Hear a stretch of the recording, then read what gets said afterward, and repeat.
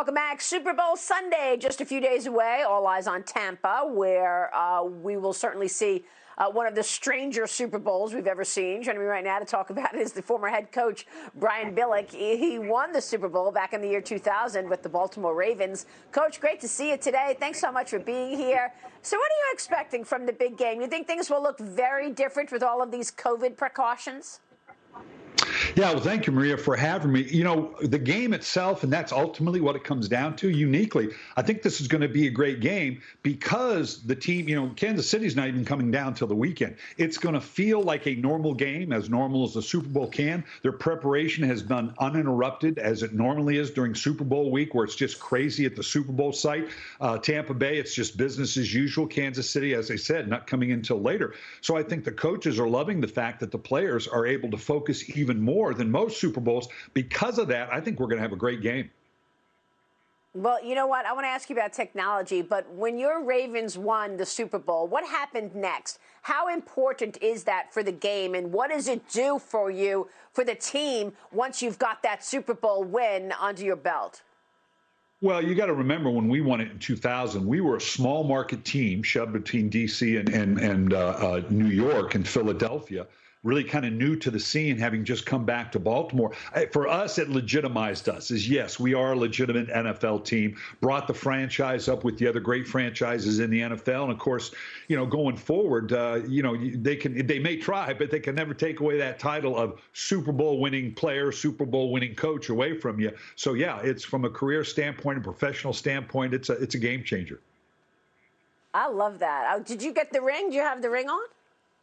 Oh, you know what? I usually do. I don't have. I'm remiss in having it on. I don't put it on now. I got the trophy. Where's your darn ring? I got the trophy behind me, though. I got the trophy. Okay, good. I see it. Good. You got to just tell everybody and scream it from the rooftops. You're a winner, man. You won the Super Bowl in 2000.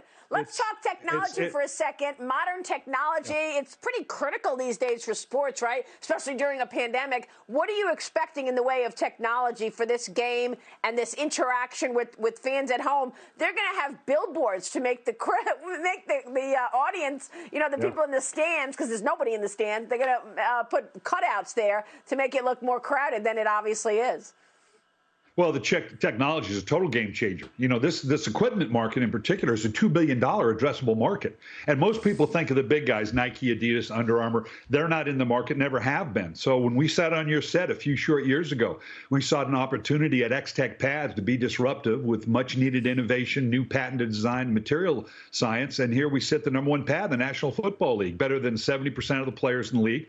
Majority of both teams this weekend are in X-Tech Pads. Players like Rob Gronkowski, Mike Evans, Tyreek Hill. We're in the majority of big colleges, Ohio State, Oklahoma, Notre Dame. We're available at the high school level in this important market because technology, we got GPS tracking and iPads on the sideline. We got to take the head out of the game. Well, pads hadn't changed in 40 years till now. So we're very proud of how far we've come from when we first sat with you with our new innovative pad a few years ago to being the #1 pad in the NFL right now. That is so fantastic. Congratulations. X-Tech was so impressive when you brought those products on set. But let me ask you what the growth is. You're a big investor in X-Tech. What is the growth story for this company in the next 5 to 10 years? Is it all about football, or do you see scale broadening things out for you? Absolutely. We've just scratched the surface. Like I said, we're in the high school market. We're not down into youth yet. I coach my 3rd grade son's football team, which is a new experience for me. So we're working to get in that level as well. Also, whether it be lacrosse, whether it be hockey, we've just scratched the surface of this, and we're excited about, in a short time, becoming the #1 pad in the National Football League and a major college football. We've got our sights set obviously, on these markets in youth football, youth hockey, all the way down to youth soccer and other sports like that. So we're just scratching the surface right now. That is fabulous. We're looking at the video of those helmets. They are incredibly resilient, and no wonder you're the #1 in the NFL. Brian, it's great to see you this morning. Thanks very much. All right. Thank you for having me.